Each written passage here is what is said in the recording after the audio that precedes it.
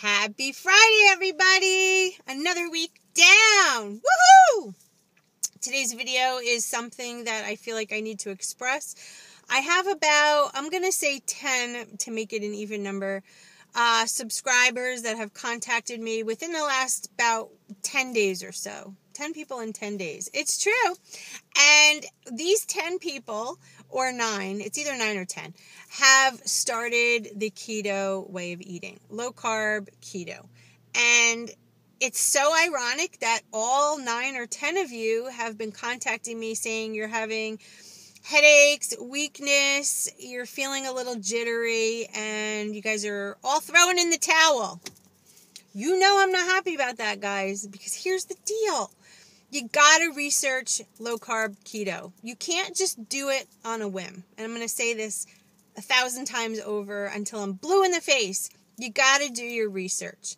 This is why. Normally, when you're not on a low carb keto diet, again, our bodies use glucose for energy. When you fully cut it all out and go down to 20 grams of carbs a day, your body is like, what the hell is happening? It is in complete shock. And there's a transition that your body has to make from getting rid of all your glycogen stores in the liver and using fat for fuel. That does not happen overnight. It does not happen in a week. It does not happen in 2 weeks. It takes a while for your body to fully adapt.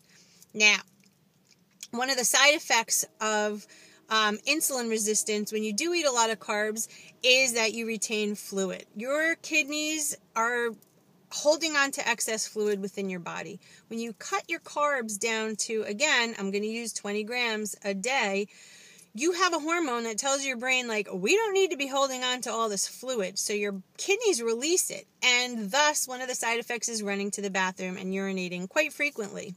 When that happens, you lose electrolytes. Biggest one is sodium. Another one is potassium. First of all, we don't hold on to potassium, so it's pretty much a given. But when you lose sodium, that's a signal also to the brain, and what it does is it restricts your vessels and gives you a headache. So here's the deal. You have to. It's paramount. When you start a low carb plan, keto, whatever, you have to increase your sodium intake. That's it. I know it sounds counterintuitive because you're afraid of the water weight and all that stuff. Forget about the scale. Forget about weighing yourself. You got to do what's important for your body to make the transition. If you don't transition the right way, you're going to be jaded and you're not going to want to stick to plan, and all of these things that you're trying to accomplish are not going to happen. Unless you're like me, who kind of suffered through it a little bit.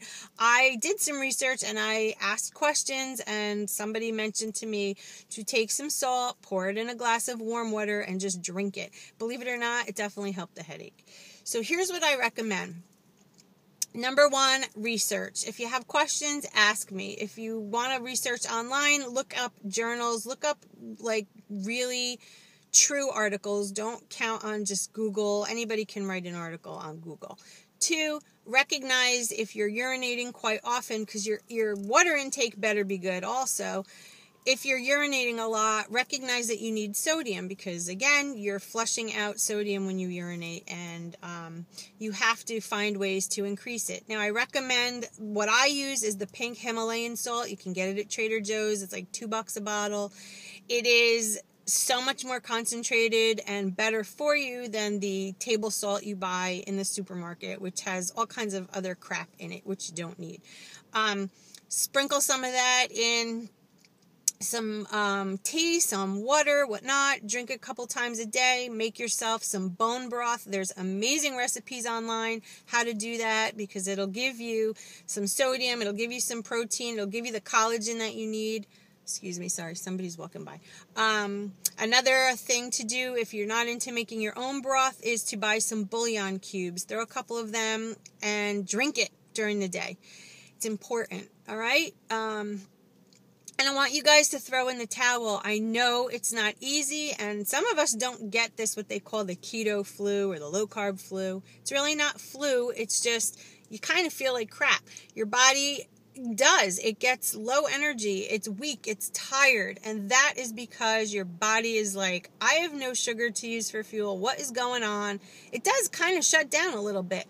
It's normal, but it's not something you have to suffer through. There are ways to combat it, like I'm explaining now.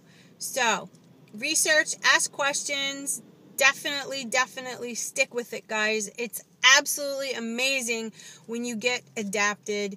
You have energy that I can't even explain. There's no words for it. It's full on energy, mental clarity. You sleep well. Your pains go away. You're not pumping out insulin and it's just floating around. You don't get sugar crashes during the day. You don't need the cup of coffee at 3 o'clock in the afternoon to get through your day. Your tasks, your goals, everything gets accomplished because you are just raring to go. Not kidding. It's euphoric. So anyway, those are just the things I want to say because my heart is breaking for you guys that are throwing in the towel after a day or two. Come on, people. Don't quit. Stick with it. Nothing comes easy. Our body has to learn to switch over to using fat for fuel, and that takes time. This isn't a quick fix eating plan. It's a way of life. I don't even call it a diet anymore. I'm so passionate about this, as you could probably tell. And I'm here for you guys. So ask me questions. Just don't give up, please.